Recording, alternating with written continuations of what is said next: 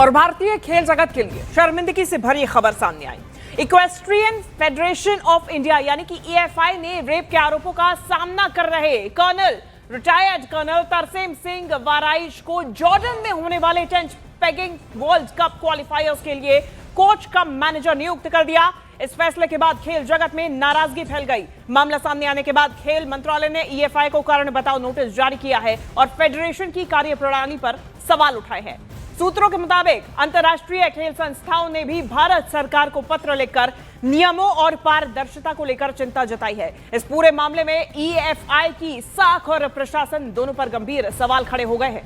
ये पूरी जानकारी सामने आई है। भारतीय खेल जगत के लिए भी बेहद शर्मिंदगी से भरी खबर है, क्योंकि इक्वेस्ट्रियन फेडरेशन ऑफ इंडिया यानी कि ईएफआई के द्वारा रेप के आरोपों का सामना कर रहे रिटायर्ड कर्नल तरसेम सिंह वाराइश को जॉर्डन में होने वाले टेंट पेगिंग वर्ल्ड कप क्वालिफायर्स के लिए कोच का मैनेजर नियुक्त किया गया।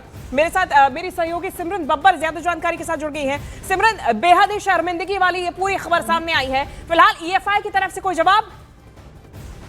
ईएफआई ने अभी तक कोई जवाब दिया नहीं है। ईएफआई के ऊपर ये बहुत ही संज्ञान लिया गया है इस पूरे मामले पे। और जैसे तरसेम सिंह जी का नाम आया है, पहले भी ये बताया गया था कि 2022 से 2024 तक ये सस्पेंशन पे थे, क्योंकि इन्होंने एक मैटर के अंदर इंपर्सनेशन का इन पे केस था।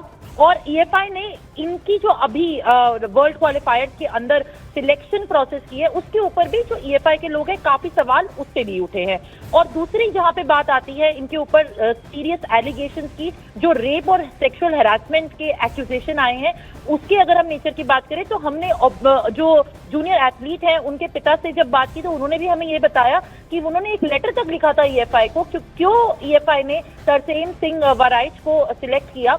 और उनका जब कोई पहले का बैकग्राउंड भी नहीं रहा है, ना उन्होंने आईटीपीएफ के अंदर ऐसा कोई हिस्ट्री या फिर किसी तरीके का प्रीवियस बैकग्राउंड रहा है जहाँ पे उन्होंने सिलेक्शन प्रोसेस के अंदर कमांड किया हो। और अब जो सबसे बड़ा सवाल उठता है वो ये कि कोच का मैनेजर की बतौर उनको किस तरीके से भेजा गया, क्योंकि जब ये एक्यूजेशन सामने आई और बड़े लंबे समय तक इसके ऊपर कोई भी एक्शन ना लिया गया, तो आप ये देख सकते हैं कि एक ग्लोबल स्टेज पर जो बॉडी आईटीपीएफ उन्होंने तक ईएफआई को एक लेटर लिखा और उस लेटर को देखते हुए स्पोर्ट्स मिनिस्ट्री ने एक शो कॉज नोटिस भी इशू किया है। ठीक है, बहुत शुक्रिया आपका सिमरन, फिलहाल ये तमाम जानकारी हम तक पहुंचाने के लिए।